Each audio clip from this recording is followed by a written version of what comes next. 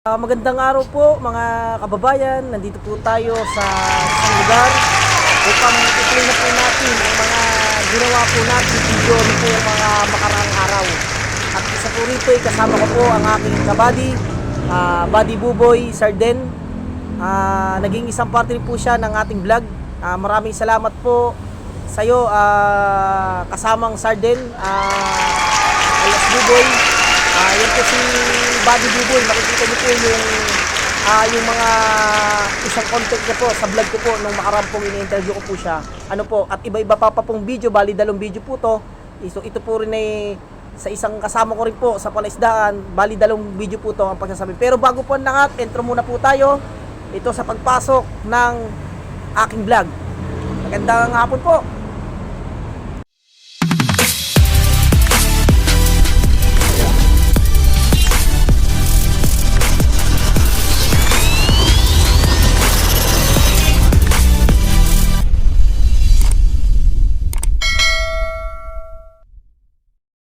So magandang hapon po mga idol. Nandito po tayo sa Metroville Subdivision dito po sa Pasig. Napakaganda po ng ating pag-uusapan po ngayon. Ito po may tungkol sa pag-ibig. Pag-ibig. Ayan, Na makapangyarihan. makapangyarihan. Kaya dutukan mo. Bukod sa lahat, bago ang lahat po, ako'y bumabati muna Ng maligayang magandang araw po sa inyong lahat. Ano po? maligayang hapon. So napakaganda po ng ating pag-uusapan po ngayon mga kababayan, mga lodi, mga idol. Kamusta po kayo dyan sa inyong mga tahanan? Ano po? Napakaganda po ng ating interview po ngayong araw po na ito. Usapin po natin isa po sa mga kabaro ko na security guard upang tanungin natin ano ba ang sanhi ng isang tao kapag nasasaktan. Ano po? Magandang hapon sa iyo, Sir Boboy. Bumati mo tayo sa isang vlog natin. Po si Sir Boboy. Oo. Sir, ano po masasabi nyo sa mga lalaking ninyo na pinatakpan sir?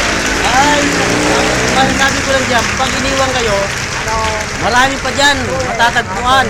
Yung Huwag niyong masyadong dadamdam, ididibdibin, may likod pa kayo. galing mo talaga. Diba? Tama. Huwag niyong masyadong didibdibin, Sige. kasi may likod pa kayo. So, pakita lang natin sa kasama natin, si 59. 59, kawin ka muna. Si 59. Si SIC. Ayun na, kaya, bati ka muna sa mga views natin. Bati ka muna, bati. Palabas. So, yun na po, balik po tayo sa ating content. So, kayo po ba, sir, nasaktan na po ba kayo sa pag-ibig na hindi nyo po malilimutan?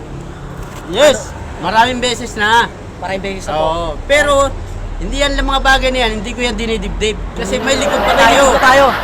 Tama, ang galing mo talaga. Idol, Lodi. So, sa content na to, ano po yung hindi nyo malilimutan na pinakamasakit na bagay na nangyari po sa inyo? Yung ba, binigay nyo yung 100% po, minahal mo yung babae, tapos pagkayari, makabalita mo, may iba pala. Ano pala? Ano gagawin mo?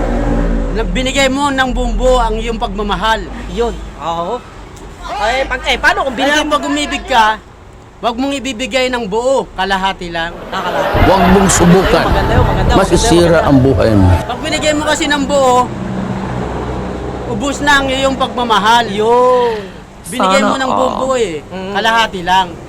Ano po ba masasabi nyo sa mga viewers po natin? Ano po masasabi nyo kung sakasakali po? Kung sakasalukuyan po magmamahal sila, kung masasaktan sila, ano po ba ang dapat nilang gawin?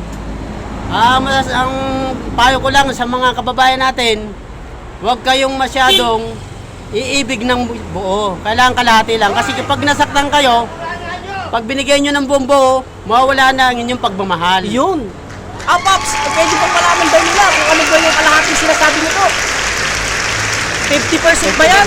O 30%? 50% yan. Pag binigay nyo ng buo, 100% yan. Pag binigay nyo kasi ng 50% lang, meron pa kayong kalahating ipagmamahal sa iba. Masaktan ka man, pero hindi masyadong masakit.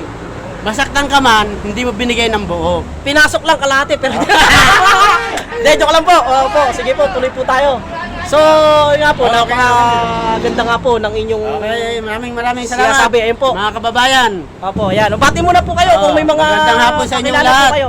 Sino po yung mga pamilya nyo po? O bati po kayo sa mga kasama yung trabaho, ganyan. Mga masaktan man kayo, huwag niyong masyadong dibdibin. Wow, wow. Kasi Wow, kapag wow. yan dibdib nyo, lalong kayong masasaktan. Oo. Ilikod nyo lang. O bati po kayo sa mga kasama po natin o mga family niya po. Bati po kayo dyan. Baka po may babatin po kayo. Malay niyo po yung mapanood po kayo. Okay, panoodin nyo yung vlogs namin ngayong araw pong ito. Opo, manawagan po kayo. Manawagan po kayo. Baka sakali pong nawawala po kayo ngayon. Hindi, joke lang. Hindi, bati po kayo. Bati po kayo. Okay na yan. Bati sa pamilya po. Sa nanay, tatay, kapatid, kuya. Okay. Sige, ito po. Bumabati po ako sa mga taga-Bataan dyan. Babati ako sa aking mga magulang, mga nag-ibig ko. Ano po? Sa vlog po na ito, dire-diretso lang po. Subscribe lang po kayo. By Jobert Pistosi po. Opo. Kaway po kayo. Chief, Okay. sir. Kaway. Yan. Baka gusto niyo pong bumati, sir. Shout out lang dyan sa taga Negros, taga Bacolod, sa Pamuli. Ayan po si Sir Hermosa po. Kasama po namin opisyalis po rito sa loob po ng aming detachment. Yan.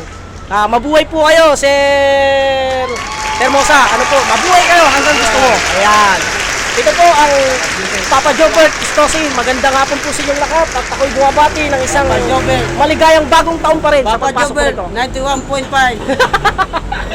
Sige po, ganito lang. Bye-bye! Yes po, mga kababayan, kasama po natin si Joko Diaz.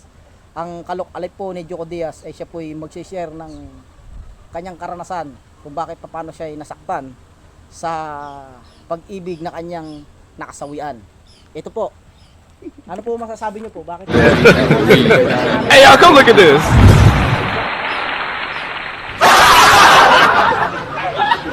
Opo. Kayo ba ay nakaranas na ng masakit na pag-ibig? O ano yung hindi nyo malilimutan? Anong hindi nyo po malilimutan? Ano po hindi nyo malilimutan? Kukuha na kita, pabalik ka na. Hindi na.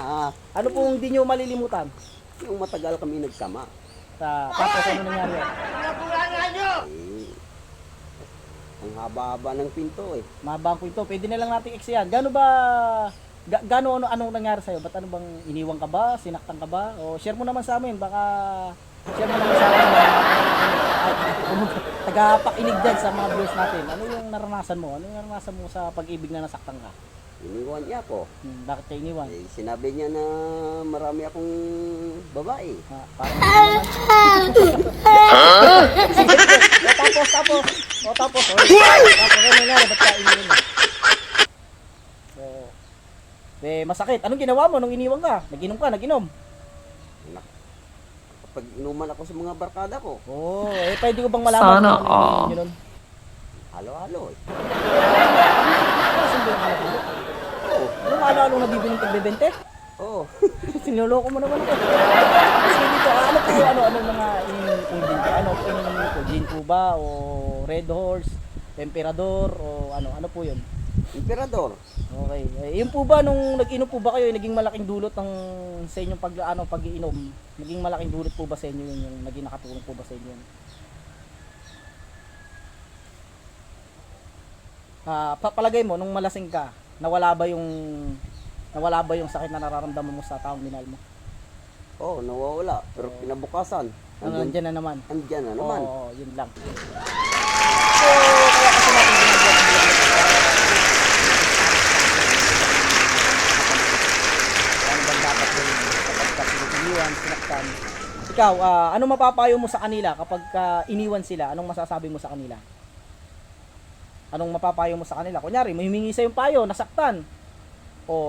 Ano bang masasabi mo sa kanila? Kunyari ako, lumapit sa'yo, pre, paring nasaktan ako sa pag-ibig, saktan ang damdamin ko ano bang dapat kong gawin? Kunyari, anong sasabihin mo? Ang masasabi ko lang, hindi makakatulong ang pag-inom eh. Yun ang sinasabi ko, di makakatulong sa buwan.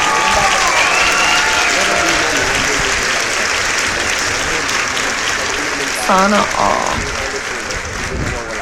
Yun lang ang masakit. kinabukasan, nandun Nandyan na pa rin naman. sa puso mo. Yun. Oh. Ay, anong masasabi mo sa Tatak pa rin sa isip mo. anong masasabi mo sa babaeng nanakit sa'yo ngayon? Kung nasaan man siya, o anong masasabi mo sa kanya na ikaw ay isang gwapong ganap na nakamukha ni Mr. Joko Diaz? O, anong masasabi mo sa kanya dahil iniwan ka niya? Ay kung nasaan ka man ngayon, Diyan ka na lang. Hindi, joke lang. O ano? Next naman! Yun tayo eh. O, tapos, kung sakasakali bang bibigyan ng pagkakataon ng panahon kayong dalawa ay magkita, ano bang sasabihin mo sa kanya?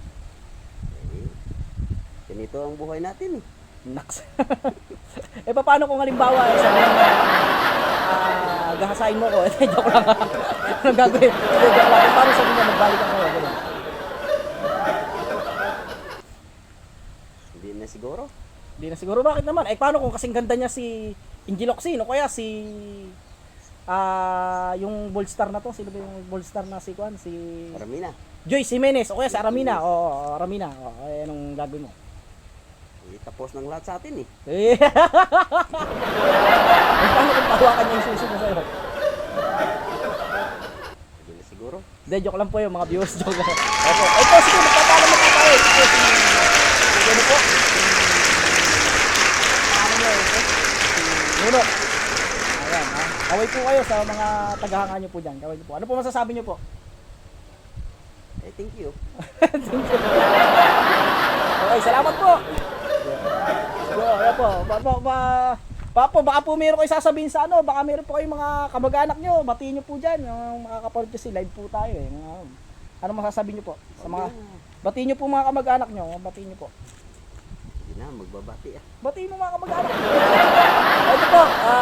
Ito po, maraming salamat po sa mga kapanood dito. Ito po si Nono, yung Jobert po. Partner ko po siya ngayon sa vlog. Maraming salamat po at magandang hapon.